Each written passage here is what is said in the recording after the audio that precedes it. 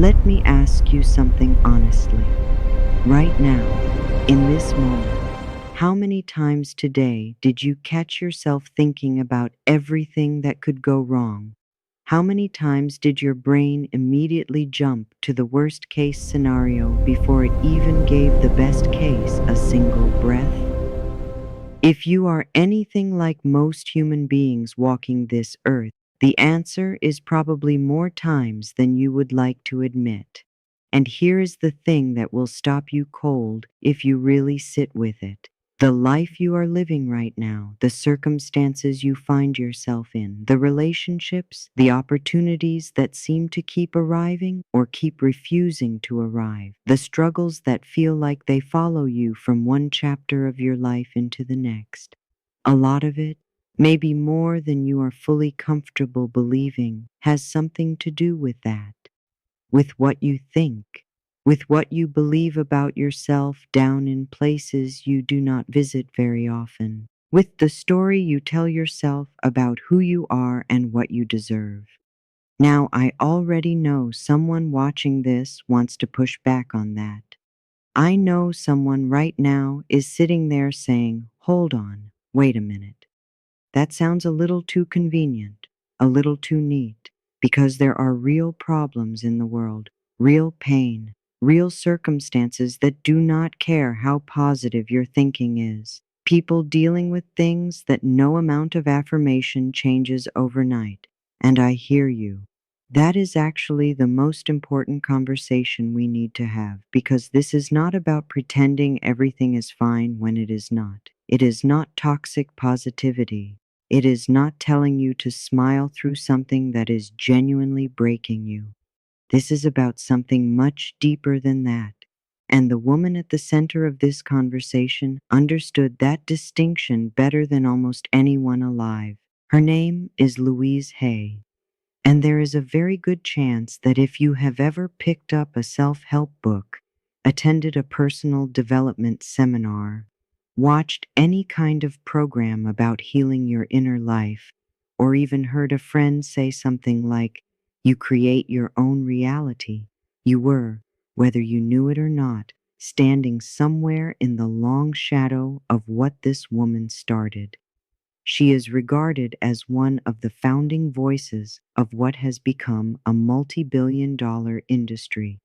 She wrote her first book when there was not a single self-help section in any bookstore anywhere in the world. There was no category for what she was doing. Nobody wanted to publish what she had written, so she published it herself. And then she just kept going. More than 30 million copies of her most famous book have sold around the world. She built a publishing company.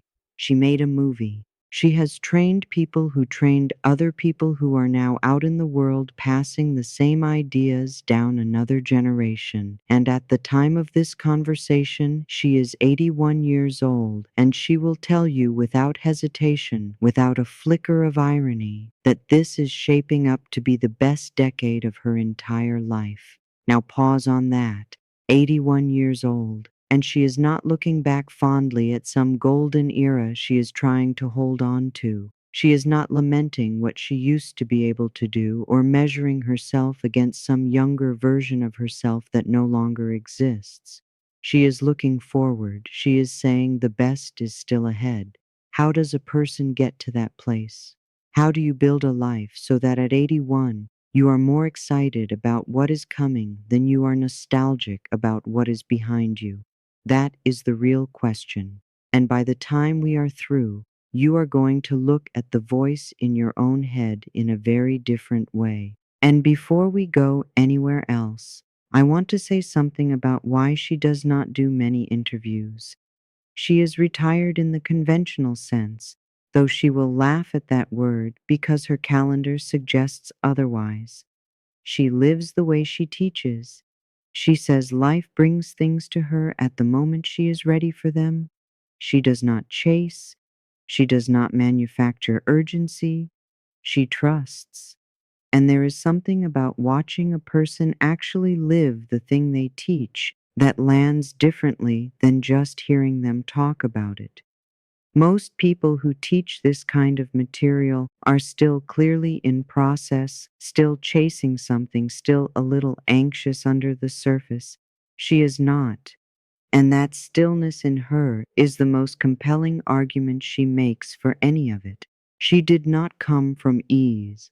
She will tell you plainly, without performing pain and without needing your sympathy, that life was fine until she was about 18 months old, and then things went very badly. She had a brutal childhood, sexual abuse, a catalog of experiences that left a small person learning to believe she was no good, that she was worthless, that whatever was happening must in some way be her fault, that she was bad, and that is important to understand.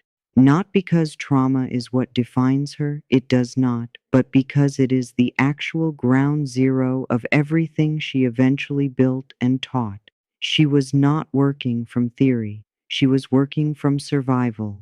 Everything she came to believe about the mind and about healing was something she had to discover because her own life depended on it. And here is what makes her story worth more than just admiration. When she was growing up, the shame around what she went through was enormous. You did not talk about these things. If you talked about them, it meant something was wrong with you. The culture told her the abuse was her fault, that she was bad, and she absorbed that the way children do, completely, because children do not have the context to argue with the adults around them. Most people who go through something like that spend their lives trying to outrun it. What Louise Hay did, eventually, and not overnight, was stop running and turn around to face it, and then find a way to actually change the meaning she had given it. Somewhere early in her journey, she heard someone say, "If you are willing to change your thinking, you can change your life." And something lit up. She said, "Really? Is that actually possible?" She started exploring. She found a book written in 1926, the year she was born, by a woman named Frances Scoville Shinn, called The Game of Life and How to Play It, and she connected with it immediately. This woman, writing decades before Louise was even a teenager, was talking about affirmations, about the power of conscious thought, about directing the mind rather than being dragged around by it. Louise Hay picked that ball up and ran with it and has not stopped since. What she was saying back then, when there was no label for any of it and no industry built around it, was this: your thoughts create your reality. The things you believe about yourself at the deepest level are not just feelings or opinions, they are instructions. They go out into the world like a boomerang, and what comes back to you is shaped by what you sent. She was not the first person to say it, but she may be the first person to say it in a way that a regular person sitting at a kitchen table could actually take hold of and use. And back then, people thought it was crazy. She will laugh about that now and call herself one of the early crazy ones with a completely undefended grin. But she kept going because she was watching it work in her own life first. She started noticing what she calls the green lights, the parking spaces, small things going right that should not have, based on the way things had always gone before. Little confirmations that something was actually shifting in the world around her, because something had shifted in the world inside her. And then bigger things happened: better relationships, different opportunities, a different quality of life that did not come from external circumstances changing, but from her internal response to circumstances changing first. She was not sitting in a quiet room thinking happy thoughts. She was working, practicing, studying, and she was doing something that she eventually came to understand was not optional if any of the rest of it was going to hold. She was forgiving, and she wants you to understand what she means by that, because most of us have a complicated relationship with that word. Forgiveness does not mean you are saying what was done to you was acceptable. It does not mean the person who hurt you was right. It does not mean you have to invite them back into your life or pretend the damage was not real. What it means, in her language, is that you are releasing yourself from the prison of carrying it. Because the resentment you are holding on to is not hurting the person who hurt you. It is hurting you. It is costing you energy every single day. It is occupying space in your nervous system that could be used for something else. It is, she says, the thing that makes affirmations fail for most people. They do the affirmations. Nothing changes. They conclude the whole thing is useless. But what they have not looked at is what they are holding behind the affirmation, what they are still gripping, because you cannot call in the new while you are still clutching the old that tightly. This is where affirmations come in, and also where they often fail. Because people will do an affirmation for 3 days, nothing changes, and they conclude it does not work. But what they have not looked at is the ratio. How many minutes a day are you saying the affirmation versus how many hours a day are you running the old loop? The grinding, corrosive background track of I am not good enough, this will never work out, things always go wrong for me, nobody really cares, I am too old or too young or too far behind. If the affirmation is getting 5 minutes and the grunge thinking is getting the other 23 hours and 55, you are not going to see much movement. This is not about being relentlessly cheerful. It is not about pretending the hard things are not hard. It is about changing the dominant frequency. It is about tipping the balance gradually and deliberately until the new thought is the louder one in the room of your own mind. She has one affirmation she returns to when something real is going wrong. She does not say it politely. She says she babbles it incessantly, as many times as it takes, until something in her atmosphere shifts. All is well. Everything is working out for my highest good. Out of this experience only good will come, and I am safe. That last part matters more than it might first seem. Safety. So many people have never actually felt safe, not in their bodies, not in the world, not in their own minds. And she says that when you can begin to reach a place where you actually feel safe even inside a difficult situation, something releases. The mind quiets down long enough for a solution to arrive that it would never have found while it was in a panic. You cannot receive what you need from a clenched fist. You cannot solve a problem from the same frequency as the fear of the problem. Now, here is the conversation that most people are quietly desperate to have, which is the question of whether all of this is actually fair to bring up when we are talking about people who face circumstances that go far beyond a mental habit. What about the person who deals with discrimination, systemic injustice, poverty that does not care how positive the thinking is? The reality of being treated differently because of skin color or gender or sexuality or simply where on this earth they happen to be born.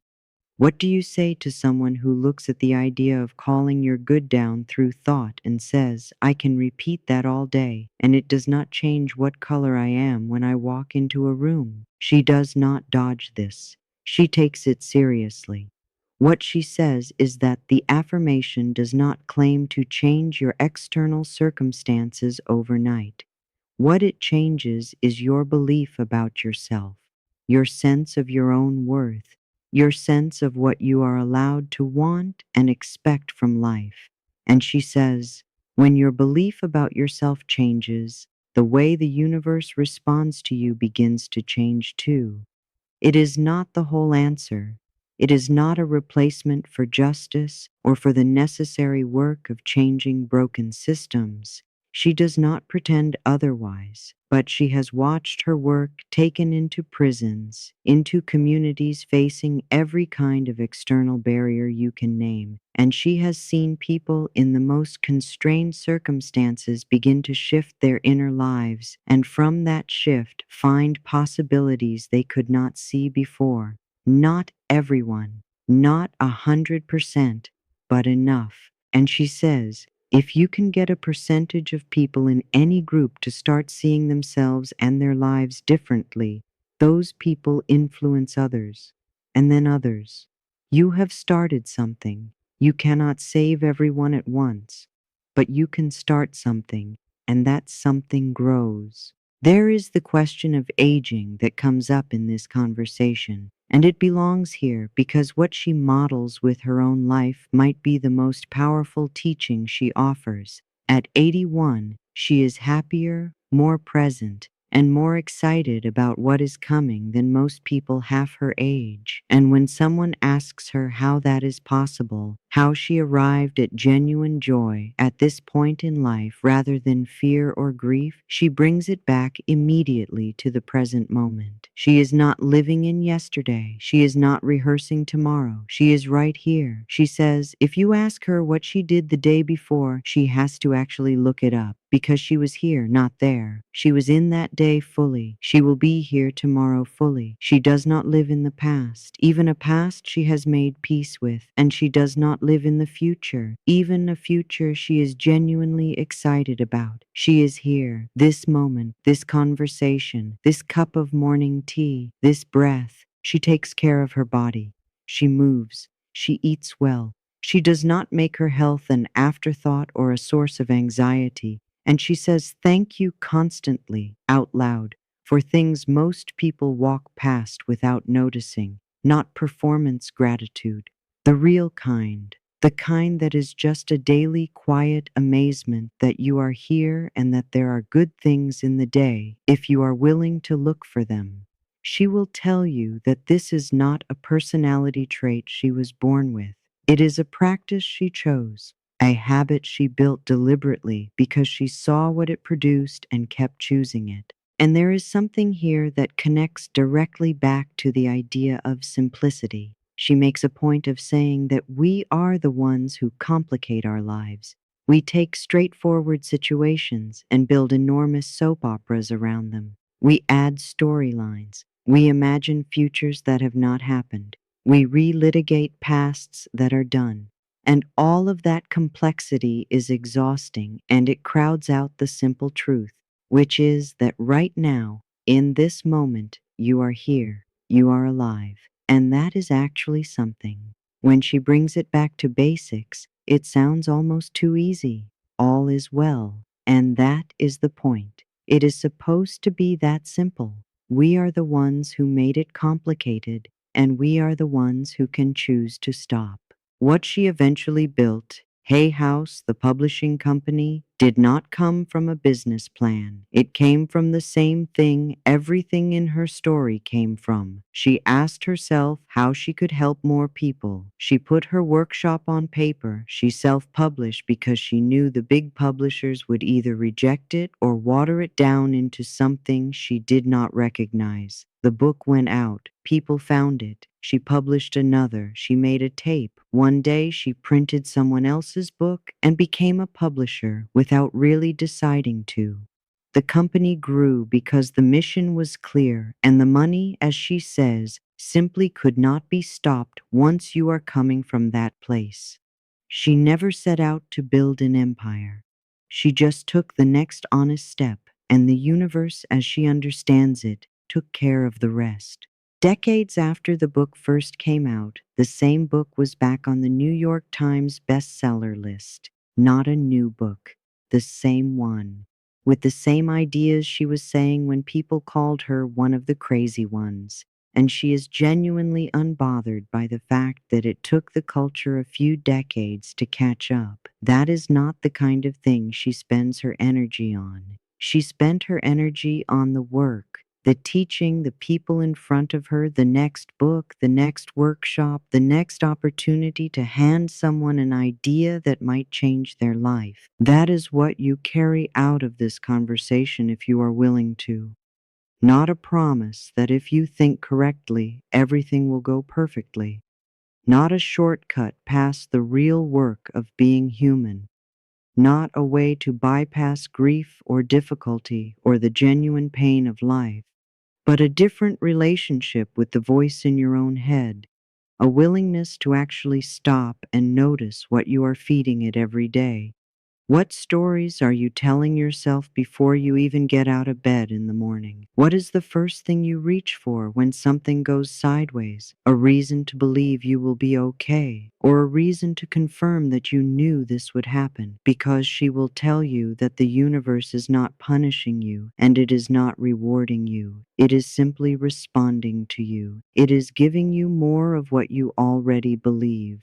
Which means if you want something different, the place to start is not out there in the world. It is in here, in the conversation you are having with yourself, in the quiet moments when no one else is listening. She also wants you to think about who you are walking around with in terms of community and environment. She does not say it in those exact words, but the implication is clear throughout everything she teaches. You cannot separate yourself from what surrounds you. If the people in your life are constantly reinforcing the idea that things do not work out, that the world is against you, that hoping for more is naive, then you are fighting an uphill battle with every affirmation you try to plant. This is not about abandoning people you love, but it is worth asking what the dominant atmosphere is in the rooms you spend the most time in, and whether that atmosphere is helping you grow or quietly confirming the very limits you are trying to outgrow. You can heal your life. That is not a slogan. That is what one woman with every reason to believe otherwise decided was true about herself before she had a single piece of evidence to back it up. And then she went out and became the evidence, 30 million times over. And before you go, ask yourself honestly, who do you still need to forgive? Not for them, for you, for the space it would free up inside you, for what might finally be able to come in once you put down something you have been carrying long past the point where it was doing you any good. Because she is very clear that forgiveness is not a one-time event. It is more like a decision you make and then keep making. Some things you have to forgive over and over before the actual weight of them lifts. That is okay. That is honest.